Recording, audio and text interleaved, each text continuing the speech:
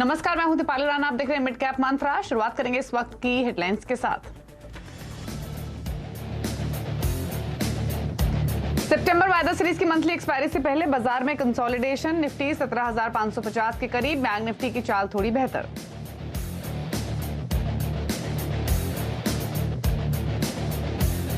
Banking, media और realty stocks में खरीदारी। 3% ज्यादा चढ़कर एफएनओ का टॉप गेनर बना आरबीएल बैंक और आईडीएफसी बैंक।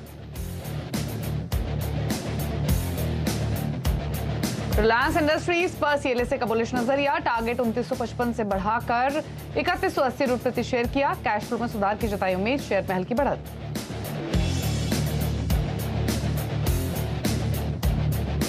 और आज से खुला airport service aggregator platform dream focus का आईपीओ। अब तक 24% बढ़ा, 308 से 326 रुपए का है प्राइस बैंड। कंपनी के इशू से 561 करोड़ जुटाने की योजना। एंकर निवेशकों से जुटाए 253 करोड़ रुपए।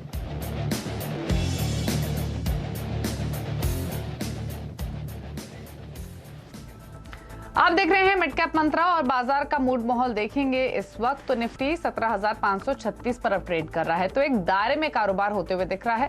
अब निफ्टी लाल निशान में आ चुका है, 45 अंकों की गिरावट देखने को मिल रही है। बैंक निफ्टी 150 अंक ऊपर था, वहां भी थोड़ी सी नरमी ऊपरी स्तरों से आती हुई दिखी है और बैंक निफ्टी दिन के ऊपरी स्तरों से थोड़ा हल्का जरूर हुआ है और ये भी अब लाल निशान में आ चुका है। एक समय में 150 अंकों की बढ़त देखने को मिल रही है, तो एक वॉलेटिलिटी मार्केट में बनी हुई है। इस समय के संकेत क्या है, पहले उन्हें देख लेते हैं और उसके बाद बाजार की बड़ी बातें आपको बताएंगे। अगर मार्केट की चाल देखेंगे आप विदेशी बाजारों की, तो एशियन मार्केट्स में सबसे पहले आज के सेशन में शंघाई, निकाई और अगर बाकी मार्केट्स देखेंगे तो यहाँ पर कारोबार दबाव के साथ ही हो रहा है। शंघाई का बाजार 2% नीचे है, निकाई आधा % नीचे है, हैंगसेंग 1% नीचे ट्रेड कर रहा है और साथ ही कॉस्पी में हालांकि थोड़ी सी बढ़त आपको दिखाई देगी। यहाँ हरे निशान में कारोबार हो रहा है। अमेरिका के फ्यूचर्स देखते हैं, 1/4% नीचे ट्रेड कर रहा है डाउ फ्यूचर। यहाँ पर 70 अंकों की कमजोरी है आज के सेशन में और नेस्डैक का फ्यूचर 29 अंक नीचे है, तो बहुत ज्यादा कमजोरी तो नहीं है, बट हाँ नेगेटिव बायस के साथ ही वहां भी ट्रेडिंग हो रही है। तो ये है फिलहाल के संकेत, लेकिन अब तक की बड़ी बातें क्या हैं वो आपके सामने लेकर आते हैं। तो अगस्त सीरीज की एक्सपायरी से पहले बाजार में थोड़ी उठापटक देखने को मिल रही है। आज के सेशन में निफ्टी अब 17,500 के नजदीक आ चुका है, एक समय में 17,550 के ऊपर होल्ड कर रहा था।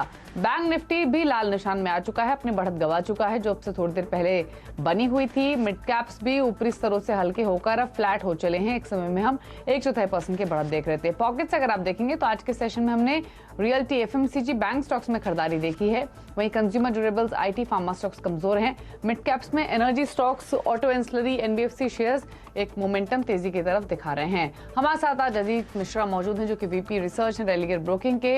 अजीत नमस्कार, स्वागत है आपका। पहले तो इंडेक्स पर ही राय दीजिए, क्या व्यू रहेगा रिमेनिंग सेशन के लिए? वॉलेटिलिटी तो साफ तौर से दिख रही है, लेकिन आपके हिसाब से क्या रेंज रह सकती है और कोई ट्रेड इंडेक्स पे लें या छोड़ दें आज? शुक्रिया दीपाली। तो दीपाली देखिए, आज का सेशन मुझे कहीं ना कहीं जैसे आपने शुरुआत में बताया कि लैकलस्टर ही लग रहा है और मुझे लग नहीं रहा है कि ये चेंज होने वाला है बायस, कॉज अपसाइड कैप्ड है जहाँ पे कि 17,650 का जोन है वो अपर बैंड की तरह एक्ट कर रहा है और नीचे पे करीब 500 450 के बीच में ये एक लोअर बैंड की तरह एक्ट करेगा। तो आज के सेशन में मुझे लग रहा है कि शायद कुछ मेजर मूव देखने को मिलने वाला है। बट पोजिशनली अगर बात करें मार्केट में तो देखिए 17,300 जब तक हम होल्ड कर रहे हैं तब तक पॉजिटिव बायस बना रहेगा मार्केट में। उम्मीद बनी रहेगी कि ये रीबाउंड जो हमने कल के सेशन में देखा हुआ एक्सटेंड होगा और ऊपर पे करीब 17,750 17,800 तक के लेवल्स। तो इंट्राडे के हिसाब से अवॉइड करना चाहिए, बट आप पोजिशनली अगर आप हैं पोजिशंस को देख रहे हैं 17,500 550 के जोन में आपको एक बार को लॉन्ग करके जाना चाहिए 17,300 को स्टॉप लॉस के साथ। ओके, कोई ट्रेड्स निकाले हैं आपने? बिल्कुल, देखिए यहाँ पे दीपाली थोड़ा सा long and short approach maintain करके रखना चाहिए, कंसीडरिंग कि मार्केट आपको दोनों साइड की अपॉर्चुनिटी दे रहा है। तो पहला स्टॉक जो लॉन्ग साइड पे होगा एनटीपीसी का। स्टॉक अपने 52 वीक हाई के पास ट्रेड कर रहा है, बावजूद इसके कि मार्केट में काफी ज्यादा प्रेशर है और मुझे लग रहा है कि इंडिकेशंस अभी भी काफी ज्यादा स्ट्रॉन्ग है कि 170 तक के लेवल्स नियर टर्म में आपको टेस्ट करता हुआ दिखे। तो यहाँ पे आप 158 के स्टॉप लॉस के साथ लॉन्ग पोजीशन बना सकते हैं। वहीं साथ में आईटी पैक में दोबारा से प्रेशर दिख रहा है अक्रॉस दी बोर्ड, चाहे वो मिड कैप आईटी हो चाहे वो फ्रंट लाइनर्स हो। तो यहाँ टीसीएस में आप नेक्स्ट मंथ की सितंबर मंथ की 3200 वाली जो पुट है इसको आप लॉन्ग पोजीशन के लिए देख सकते हैं, जो करीब 60 रुपए के अराउंड पे ट्रेड कर रही है। इसमें आप 35 रुपए का एक स्टॉप लॉस लगाइए 100 रुपए तक के टारगेट्स के लिए। ठीक है, तो टीसीएस पर एक ट्रेड बिकवाली की तरफ, एनटीपीसी में एक ट्रेड है खरीदारी की तरफ। तो ये कॉल्स दी हैं, हालांकि दोनों ही लार्ज कैप स्टॉक्स चुने हैं अजीत ने। मिड कैप स्टॉक्स पर ऑल्दो हमारा फोकस होता है, बट ठीक है, ट्रेडिंग के मौके तो मिल ही रहे हैं और ये सजेशंस आपको अजीत की ओर से दिए गए हैं। लेकिन अब बात करते हैं बिग वॉइसेस की। निपिन कैपिटल के को फाउंडर गौतम त्रिवेदी का कहना है कि एमएससीआई इमर्जिंग मार्केट के मुकाबले भारतीय बाजार के वैल्यूएशन महंगा है। तो आइए सुनते हैं बाजार पर और सेक्टर को लेकर उनका क्या आउटलुक है। For the most part, I think about 80% of them found that the market in India right now is way too expensive. So if you actually look at the absolute numbers, MSCI India is at 21.3 times, which is more than double MSCI emerging markets and MSCI China. So I think this pullback, and of course, historically, India has been expensive, but 100% premium over both these indices, I think, is way too high. And hence, I'm not surprised with the pullback in the markets. The auto sector in particular actually is looking very, very attractive from an absolute demand perspective. So, I met an investor in Singapore who said, gee, we've only gone from 2 million passenger cars sold 10 years ago to now 3.5. So, India is really not up there. But will India ever catch up to China, which sells 27 million annually? I think that's a tall ask, but even if India goes from the current 3.5 million annually to 7 million, that's a huge demand explosion that's happening. I think if you talk to the average auto dealer, and we talk to a lot of them for channel checks, the demand continues to remain robust. तो autos पसंद आ रहे हैं, और जैसे आपने mister Trivedi को सुना कि ऑटोज में अभी भी अपॉर्चुनिटीज हैं। और इंटरेस्टिंग ये है कि ऑटो स्टॉक्स कई सालों के बाद चले हैं। टीवीएस, एमएनएम, बजाज ऑटो जैसे stocks already all time highs touch कर चुके हैं और अभी भी यहां से गुंजाइश दिख रही है। इनफैक्ट ऑटो ही नहीं, अगर आप ऑटो इंस्टडी बास्केट भी देखेंगे तो यहाँ भी लगातार बाइंग इंटरेस्ट आते रहे हैं मिड कैप्स में, अगर स्पेशली जाएं तो। और आज का मोमेंटम भी आपकी स्क्रीन पर लाते हैं। शुरुआत ऑटो इंस्टडी के साथ ही कर लेते हैं, जहां पर तेजी है लगातार। इनफैक्ट हम काफी समय से नोटिस कर रहे हैं कि हमारे मिड कैप की लिस्ट में ऑटो इंस्टडी एक पॉकेट जरूर शामिल होती है, क्योंकि यहाँ पर मोमेंटम है। आज के लिए Lumax Industries, Munjal Auto, Automotive Axles, Banco Products, यहाँ 6% तक की तेजी आज के सेशन में है। बैंक स्टॉक्स देखेंगे तो यहाँ पर आरबीएल बैंक टॉप गेनर है फिनो में, आईडीबीआई बैंक, बंधन बैंक, साथ ही उज्जीवन स्मॉल फाइनेंस बैंक यहाँ 6% तक की तेजी आज के सेशन में बनी हुई है। इसके अलावा एनबीएफसी शेयर्स में मोमेंटम है। उज्जीवन, पिरामल एंटरप्राइजेज, इनेबल हाउसिंग फाइनेंस, इंडोस्टार 10% तक ऊपर कर रहे हैं trade. Oil and gas pack में मिड कैप स्टॉक्स में खरीदारी का रुझान बना हुआ है, और इस कड़ी में चेन्नई पेट्रो 2.5% ऊपर, एमआरपीएल, जीएमडीसी ऑयल इंडिया 3% ऊपर है। चेन्नई पेट्रो पर तो न्यूज का इंपैक्ट भी है। एफएमसीजी स्टॉक्स यहाँ पर थोड़ी खरीदारी है आज के सेशन में। Jyothy Laboratories, Tasty Bites, Tata coffee, Emami 5% तक ऊपर कर रहे हैं ट्रेड। रियल्टी में काफी दिनों के बाद इतना स्ट्रॉन्ग मोमेंटम आज के सत्र में देखने को मिल रहा है, और इसमें इंडिया बुल्स रियल, फिनिक्स, शोभा और साथ ही प्रेस्टीज एस्टेट मजबूत है। इंडिया बुल्स रियल एस्टेट सबसे ज्यादा ऊपर लगभग 6% की मजबूती के साथ कर रहा है ट्रेड। तो ये है पूरी मिड कैप बास्केट का हाल। इस बीच एक खबर आप अपनी स्क्रीन पर देख पा रहे हैं, ये एक्सक्लूसिव खबर है कि भारती एयरटेल से जुड़ी हुई भारती टेली में मित्तल फैमिली हिस्सा बढ़ाएगी। यतिन हमारे साथ मौजूद है इस बड़ी खबर पर और डिटेल्स लेकर। तो यतिन, बताइए एग्जैक्टली क्या ये खबर है, क्या डिटेल्स है, कैसे इम्पैक्ट करते हैं भारती एयरटेल को?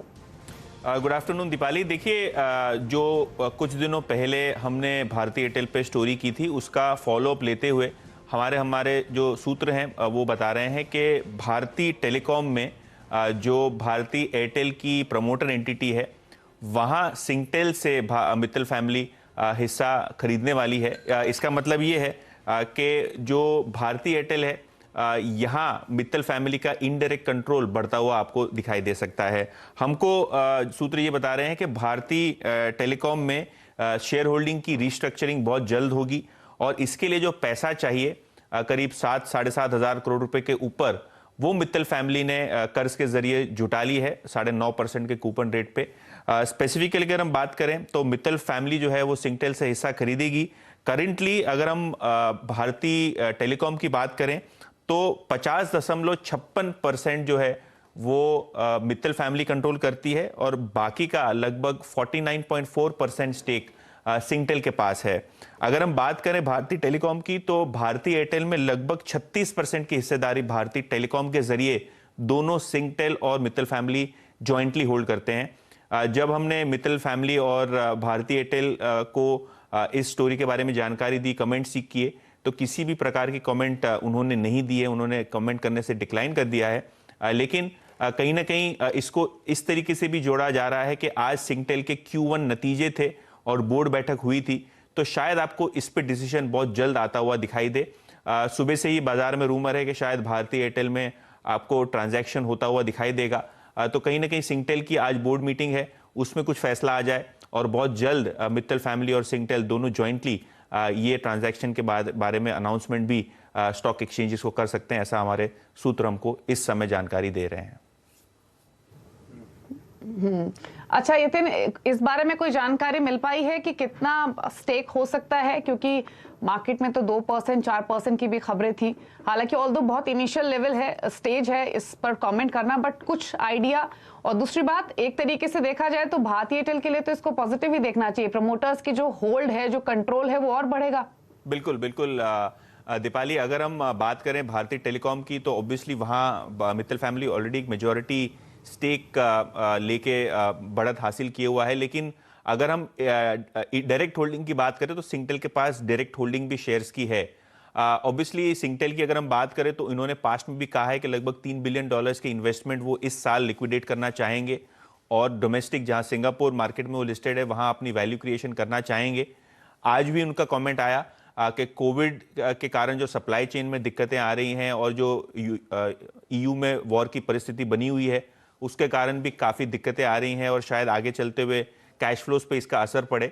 तो कहीं ना कहीं सिंगटेल ये चाहता है कि उसको कुशन किया जाए और जल्द से जल्द जो नॉन कोर एसेट्स हैं या क्रॉस होल्डिंग्स हैं उनको बाजार में बेच के जो है प्रोसीड्स सिंगापुर में अपने शेयर होल्डर्स को डिस्ट्रीब्यूट किए जाएं। तो सिंगटेल काफ़ी क्लियर है इस मामले में। हालांकि वो भारती एयरटेल पर स्पेसिफिकली टिप्पणी करने से दूर रहे हैं क्योंकि काफ़ी सारे प्लान्स होते हैं जो बोर्ड्स में डिस्कस होते हैं और भारती एयरटेल ने भी इस पर कोई कमेंट नहीं किया है।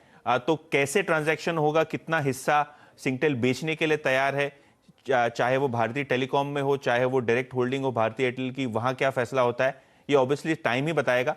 लेकिन बहुत जल्दी अनाउंसमेंट हो सकती है और शायद जिस हिसाब से आज बोर्ड मीटिंग थी सिंगटेल की और हमारे सूत्र हमको जानकारी दे रहे हैं कि मित्तल फैमिली ने भी फाइनेंसिंग रेज कर ली है सक्सेसफुली, कहीं ना कहीं ये ट्रांजैक्शन बहुत जल्द आपको क्लोज होता हुआ दिखाई दे सकता है।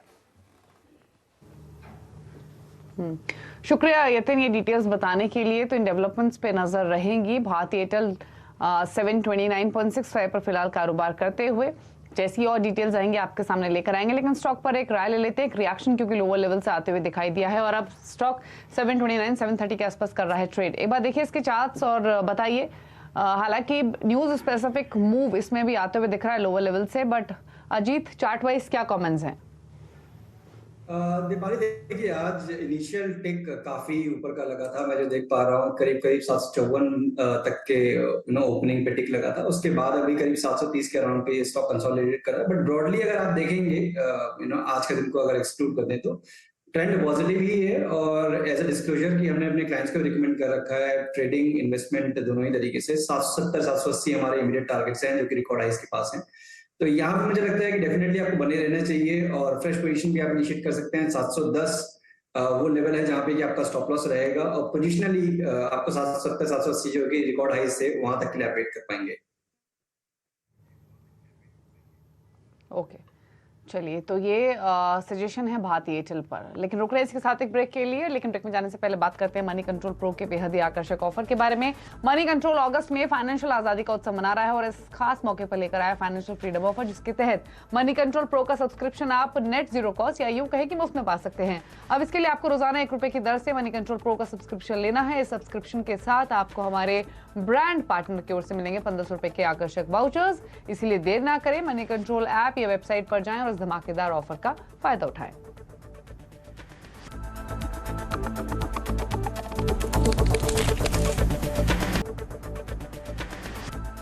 आप देख रहे हैं मिड कैप मंत्रा और बाजार दायरे में कारोबार करते हुए अभी भी एक रेंज में ही ट्रेडिंग हो रही है, कभी ऊपर कभी नीचे के लेवल्स देखने को मिल रहे हैं। लेकिन आगे बढ़ते हुए अब बात करेंगे सीएनबीसी आवाज की एक्सक्लूसिव खबर की, और खबर है डीमार्ट से जुड़ी हुई। दरअसल अहमदाबाद में डीमार्ट अपना सबसे बड़ा स्टोर खोलने जा रहा है। कितना बड़ा ये स्टोर होगा, कितना एरिया होगा और कब तक शुरू होगा, इसकी डिटेल्स देने के लिए केतन जोशी हमारे साथ मौजूद हैं। तो केतन, बताइए क्या है एक्सक्लूसिव डिटेल्स आपके पास? देखिए, एवेन्यू सुपरमार्केट के ऊपर हमारे पास एक्सक्लूसिव जानकारी है, जो कि डीमार्ट के नाम से पूरे भारत में स्टोर चलाते हैं। कंपनी गुजरात में अपना अब तक का सबसे बड़ा स्टोर खोलने जा रही है और उनका साइज होगा 80,000 स्क्वायर फीट। और अगर 4 मंजिला ये पूरा का पूरा स्टोर बनने वाला है और उसको जोड़ दिया जाए तो 1.5 से 2 लाख स्क्वायर फीट में पूरा कामकाज होने वाला है। और जो सूत्र ने हमें बताया है उसके मुताबिक ये प्रॉपर्टी खरीदने में डीमार्ट ने 20 करोड़ का निवेश किया है। आने वाले साल में यानी कि जनवरी में शायद ये स्टोर कार्यान्वित हो जाएगा और करीब करीब 500 से 600 लोगों को इसमें रोजगार भी मिलने वाला है। यहाँ तक कि अभी पूरे भारत में 294 स्टोर है डीमार्ट के नाम से, और 31 स्टोर यानी कि 10% से अधिक मौजूदगी है वो अकेले गुजरात में है। गुजरात का ये सबसे बड़ा स्टोर होगा। और जो सूत्र ने हमें बताया है कि जो टॉप 5 स्टोर है पूरे भारत में, उनमें से ये एक बनेगा और ये अहमदाबाद के नारोल एरिया में होगा। और नारोल विस्तार है वो अहमदाबाद के पूर्वीय विस्तार को जोड़ता है, जहाँ की 50 से 55% की आबादी वहाँ रहने वाली है। तो कंपनी जो अभी अहमदाबाद में 7 स्टोर है, ये 8वां होगा। इसके अलावा बड़ौदा और राजकोट में है वो 6 स्टोर है, सूरत में 5 है, आणंद में 2 है और बाकी 4 सिटी में 1 स्टोर है। तो गुजरात में ये 32वां स्टोर होगा और पूरे भारत में ये 295 का स्टोर होगा। और अब तक कंपनी ने ये प्रॉपर्टी है वो लीज पर ले ली है और आगे जाकर इसका डेवलपमेंट होगा और जनवरी में ये कंप्लीटली कार्यान्वित हो जाएगा, इस तरह से सूत्र ने हमें बताया है। जी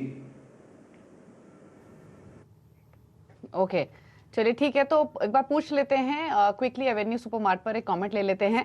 क्या व्यू है आपका अजीत? खबर तो इंपॉर्टेंट है, सबसे बड़ा स्टोर होगा, 400-500 कर्मचारी होंगे, लेकिन चार्ट्स पर कैसा लगता है ये स्टॉक? देखिए दीपाली, पिछले 3 महीनों से एक ग्रेजुअल रिकवरी है। मुझे लगता है कि ये रिकवरी कंटिन्यू रहेगी। जिस तरीके से ऑफ लेट इसने एक प्रीवियस स्विंग लो के पास करीब 4200-4150 के जोन को रीटेस्ट करके जो रिबाउंड दिखाया पिछले 2 ट्रेडिंग सेशन में, तो इंडिकेशन तो यही है कि एक जो स्टडी रिकवरी का जो ट्रेंड है वो कंटिन्यू रहेगा। तो यहाँ पे आप डेफिनेटली लॉन्ग पोजीशन बना के चलिए। 4150 आपका एक स्टॉप लॉस रहेगा। ग्रेजुअली दोबारा से आप इसको देखेंगे अपने previous swing high close to 45-50 का जोन को रीटेस्ट करते हुए। ओके, चलिए, तो ये तो बात हुई एवेन्यू सुपरमार्ट की। 4316 पर फिलहाल कर रहा है ट्रेड। लेकिन अब बात करेंगे खिलाड़ी नंबर 1 की अपडेट की। इस हफ्ते हमारे साथ हैं आरडीबी कैपिटल के ब्रजेश एल, 5paisa.com के रुचित जैन और आंध्रा टी-शेयर्स के मेहुल कोठारी। और रुचित जैन ने जो पोर्टफोलियो बदलाव किए वो आपके सामने ले आते हैं। उन्होंने वेल्सपन कॉर्प से एग्जिट किया है 236 के लेवल्स पर। उनकी जो ये कॉल थी वो खरीदारी की कॉल थी। 261 के टारगेट के लिए स्टॉप लॉस 232 का उन्होंने सुझाया है। रिटर्न की स्थिति ले आते हैं हम। तीनों खिलाड़ियों के बीच में क्या स्थिति बनी हुई है मुनाफे के मीटर में, और हमने देखा था अब तक के रुझान में कि जो बढ़त थी वो मेहुल कोठारी ने बनाई हुई थी और वही स्थिति फिलहाल है। मेहुल कोठारी 8% रिटर्न के साथ लीड कर रहे हैं। ब्रजेश एल का पोर्टफोलियो 0.25% रिटर्न दे रहा है और रुचित जैन का पोर्टफोलियो नेगेटिव 4.5% के रिटर्न लेंड कर रहा है। तो ये है खिलाड़ी नंबर 1 का अब तक का अपडेट। रुक रहे हैं इसी के साथ एक ब्रेक के लिए। ब्रेक के उस पार आप देखिए नो योर कंपनी। नमस्कार।